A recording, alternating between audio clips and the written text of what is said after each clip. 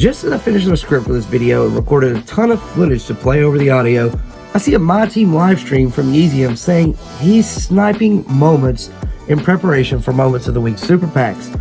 I know sometimes content creators make speculation videos and are wrong, but not this Yeezyum dude. He's always live the night before content drops, helping out his viewers with the best snipe filters to snag the cards that shouldn't see too much of a hit or easy flips for immediate profit.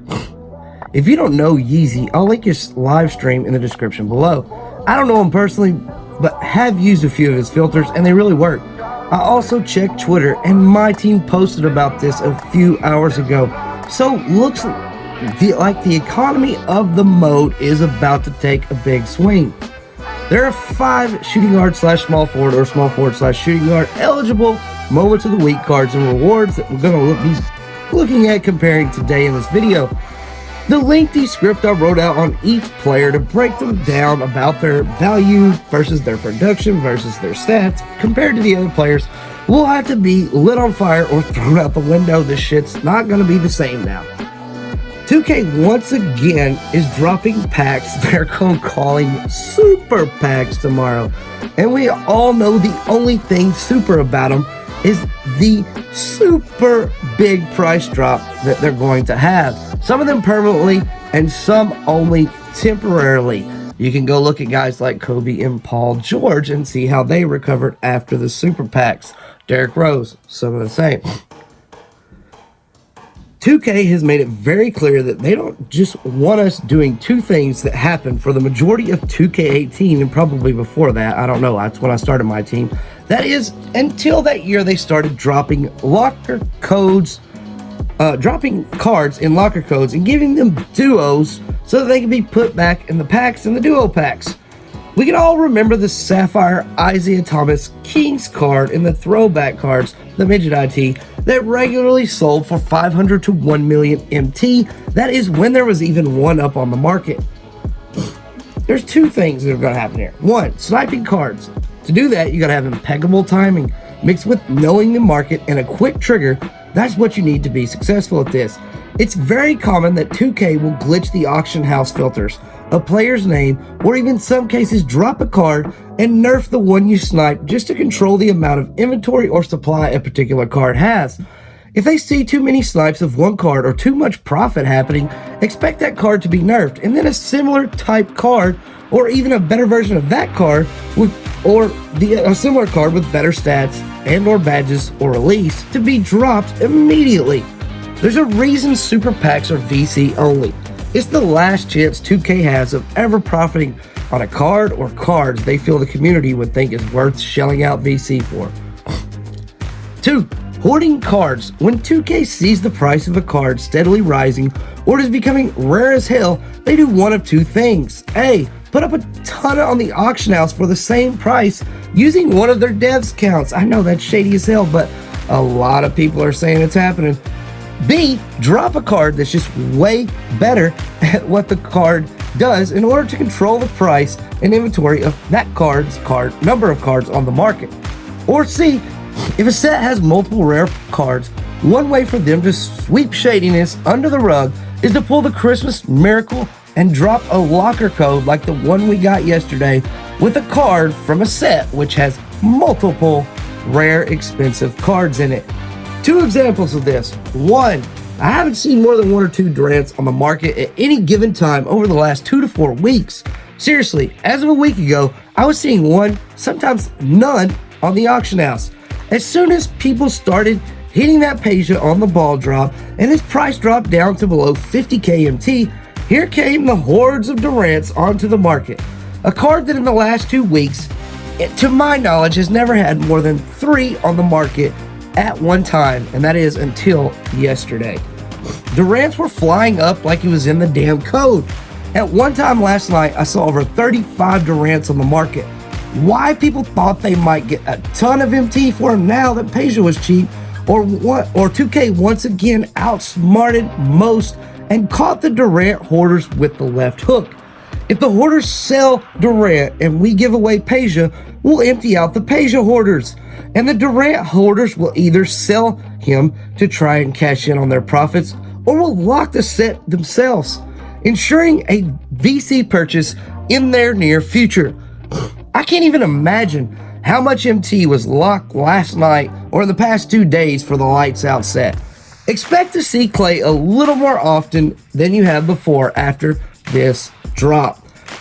I didn't even include Klay in this because I've only faced him 2 to 3 times total, and one was in Play with Friends where he looked pretty nice, but my buddy TDT was on the sticks, a really good player, and he struggled for 3 quarters with him, but then late he lit me up as he always does with Durant and Klay to pull out a comeback W. I've seriously only beat the dude 2 times in 2 years that I've known him. He'll be a 250K qualifier once he turns 18, just watch. 2. The reason I have no MT left after hoarding DUNCAN, WILT, and John Stockton is moments of the week Donovan Mitchell and this pink diamond Zach Levine that comes with it. All I can say is the day you way overpay for a card is always coming. Never say a card is worth it because you will soon regret that comment. Don't take anything I say in this video personally either. I know your insert expensive ass overpriced card that would probably destroy my most economical card and me and my squad and all my hopes and dreams of being a famous YouTuber. This video is only to enlighten those that want to listen on what I feel will happen with the shooting guard slash small forward or small forward slash shooting guard cards, primary position, not a thing. I don't know why us YouTubers always talk about it in videos like guys can only play their primary position. And we're gonna give this analysis for what's going to happen over the coming days, weeks, and months in my team. There's currently a massive logjam at the top for totally overpowered shooting guards, small forwards, and NBA 2K20 my team. What's up, guys? Carson Cruz. For those of you new to my team economics, our first episode reviewed the small forward, power forward, small forward position and told you to go with guys like Rashard Lewis on the higher end, and for the budget guys, the Kelly Oubre Ruby Moments of the Week card. We told you to hold these cards and sell Giannis Spotlight Diamond, who at the time was going for 250 to over 300k MT. That was a couple weeks before anyone had even thought we would get another Giannis at that point. But I told them we would, and we did. We've got 2 Giannis cards that are better since, and neither of the auctionable Giannis cards have quick draw or rarely sell for over 100k MT now. Now, and I know there's moments of the week super packs coming out tomorrow. The Giannis is currently going for like 120k. His price will be back to buy now tomorrow. Today on My Team Economics, we're going to break down the 2/3 position and give you the expert analysis you need to set up your squad for ample success and unlimited, as well as to have leftover MT for that next batch of highly sought after shooting guards and small forwards that 2K is bound to drop in the coming weeks. Specifically focusing on the best overall shooting guard slash small forwards or small forward slash shooting guard cards in the game based off of production value. We'll also look at the best budget options that I've used to not only stop but light up some of the most expensive shooting guards in the game. Oh, and lastly, we'll review a few cards that just don't have the best setup to match their awfully high prices in the auction house. The following tiers are based off of price and not skills. Let's take a look at some of the best shooting guard slash small forwards in the game. Our God tier cards: TMAC, Ray Allen, and Zach Levine. All currently, well, Zach Levine's price is probably not going to be God tier anymore. He's going to go way down. As well as on the A tier, I have Kobe, Jimmy, Paul George, and Luka Doncic. Luka Doncic is going to move down. On the B tier of the best shooting guard slash small forwards in the game, I've got Michael Jordan, Jaylen Brown, and Eddie Johnson, who is one of the most underrated cards in the game. If you're good with his release, you should just get him. He is the cheapest of all of the cards at 60 to 70k most days, maybe 80, just depends. And he has the perfect badge setup, which I'm going to get into. So I'm heading over to 2K MT Central, and yeah, I'm pulling up Ray Allen. I'll tell you the badges and stuff that I think are most important for me for these, shooting guard slash small forward slash shooting guard cards. I like Showtime. You might think that's weird because DBG said it's not that good of a badge, but it actually boosts the stats and takeover meters for all of your players when you get big highlight dunks. And I like guys to do that. Ray Allen doesn't have it, and he's 1.4 million MT. Well, he's 1 million MT because we're going to give Tracy Mcgrady 400K credit, maybe 450, so 950K MT for Ray Allen. Catch and shoot, is that right? Yeah, I mean, pretty much, he's pretty much 1.4 million MT now. Derrick Rose and Tim Duncan both like 400K. And TMAC's 450, and the other cards are 50 and 75, so yeah, that's about right. He's got all the good shooting badges, range center. Look, I'm going to tell you this right now. Like, if you already locked in Ray Allen, that is great. That is great. And, I mean, I've been telling people this for, like, 2 months now, that, you know, Ray Allen ain't it. And like, I heard a good point today. Somebody said they just want to use different cards this year. And I agree with that. I totally 100% agree with that, because I love trying out new cards. I didn't really use TMAC last year. I didn't think he was worth freaking 800K MT when that pink diamond came out. This Ray Allen is not a very good economic decision. Like, the people who grinded their ass off, or have sniped the cards, or have MT left over afterwards, or pulled all the cards and open packs on a regular basis, no, it's just fine. They're collectors, you know. They all have all the best cards in the game. You gotta have Ray Allen, because he's a very good card.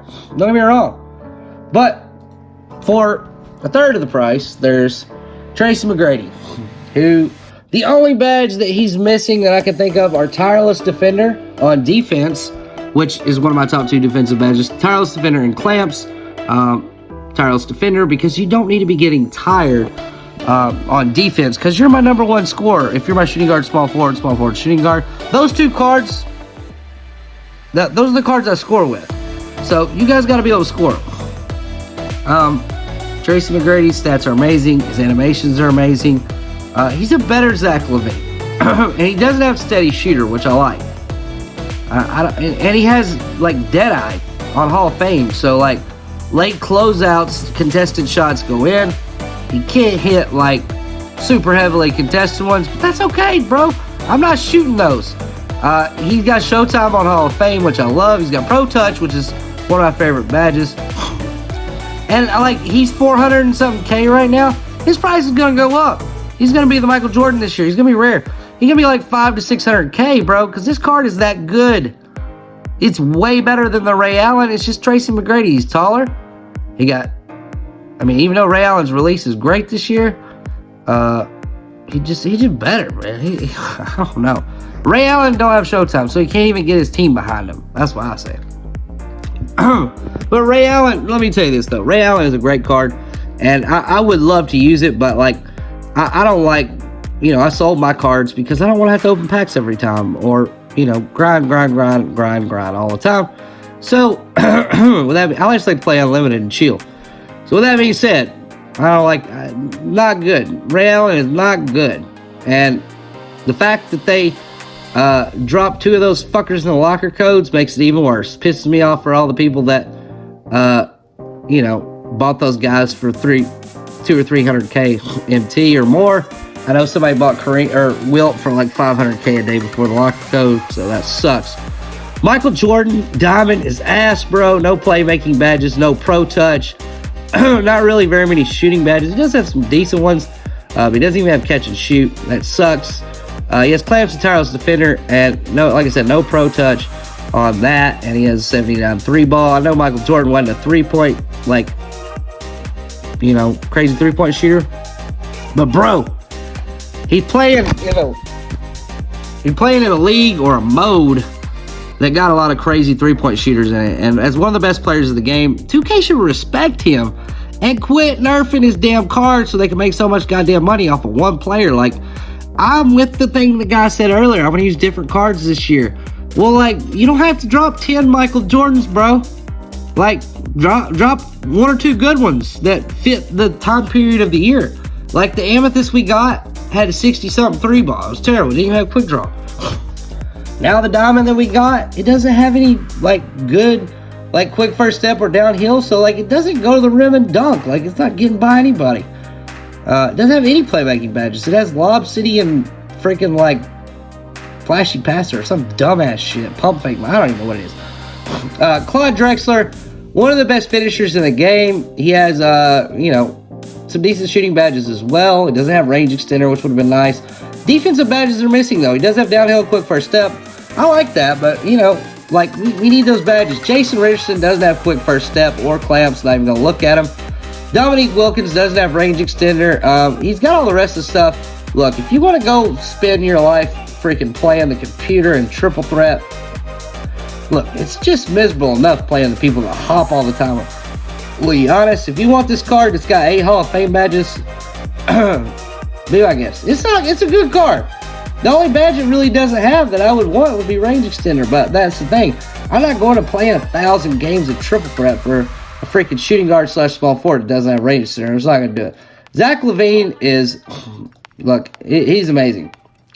The steady shooter gold does kick in sometimes, which is unfortunate. Hot start and Hanzo Hunter on silver, a little low, but not bad. He does have Hall of Fame showtime and contact, has gold pro touch, quick first step, downhill, and space creator. Dude is got the dribble animations, got the dunks, he's got clamps, got tireless defender, and his price is going way down. So if you hadn't locked him, you should get on there and lock him today. Jaylen Brown doesn't have range extender, like, and he's missing quick first step and downhill.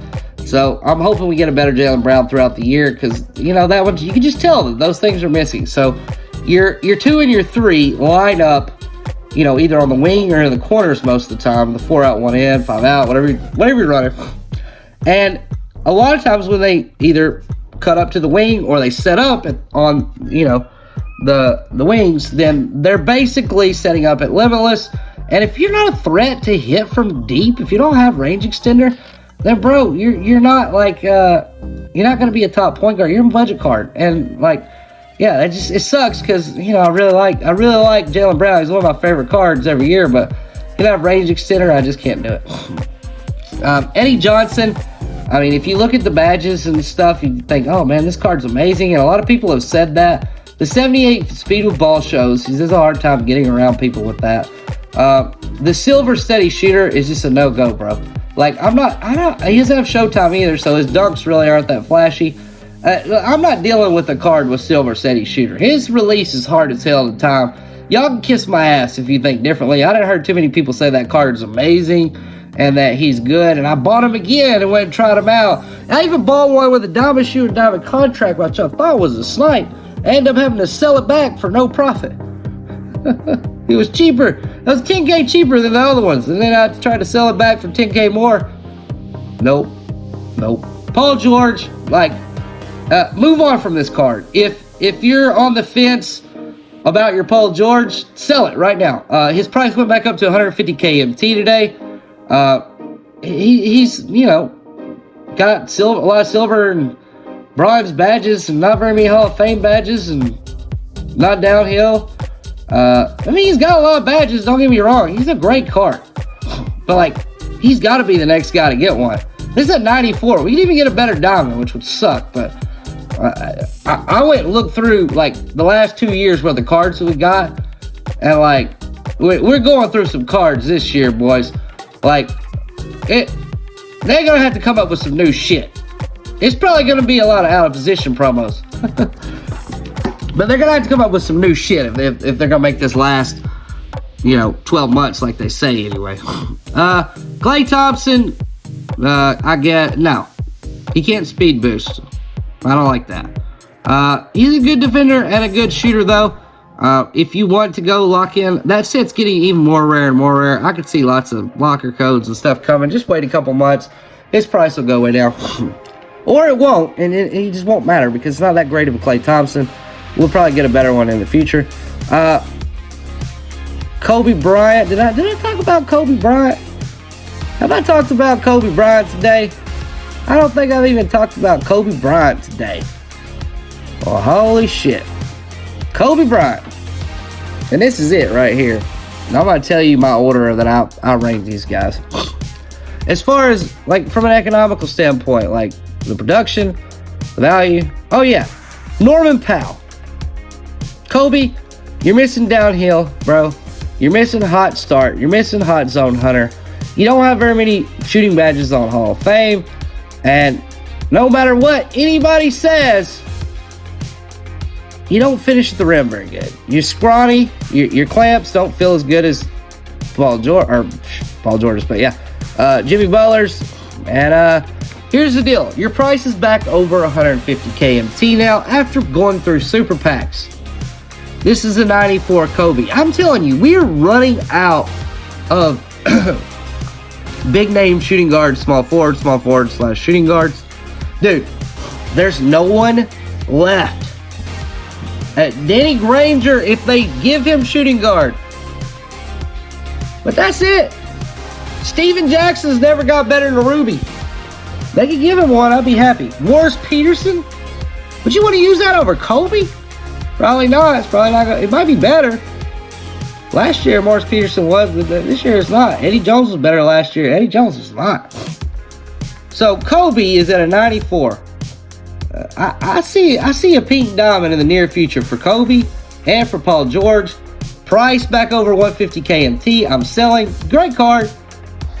Dude, like I said, he feels tiny. He doesn't have pro touch, which is a must for finishing at the rim because it helps you make those heavily, trafficked area contested shots. You got Josh Richardson and Norman Powell, the budget ballers up in here. I'll talk to you about those guys real quick. Just some budget guys that have clamps that are also really good shooters. Not too bad ball control. He can speed boost with a diamond coach and shoe. He has some great shooting badges.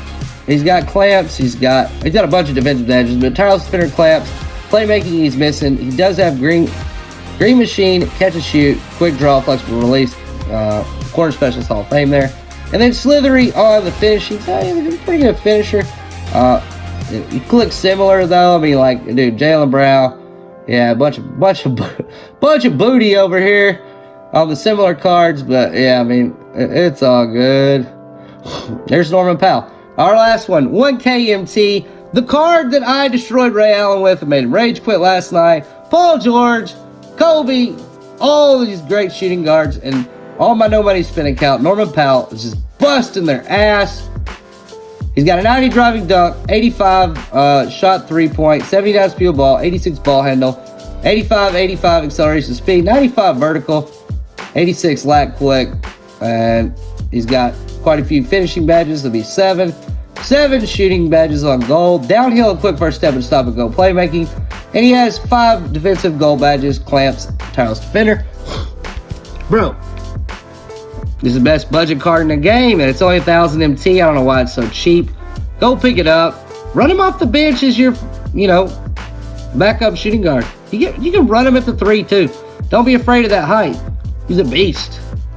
All right, so with that being said, my final rankings had to be, as far as from an economic standpoint, if you haven't already locked in Ray Allen, don't do it. Don't do it. Like, the people that aren't regretting it are the people that are going to open tons of packs in the future, or they still have lots of MT left over, so they're not worried about it. I would say Tracy McGrady. He's going to go up in price. When a new card comes out that you like better, sell him at that point. I don't see us getting a better Tracy McGrady anytime soon. And I don't think that they'll...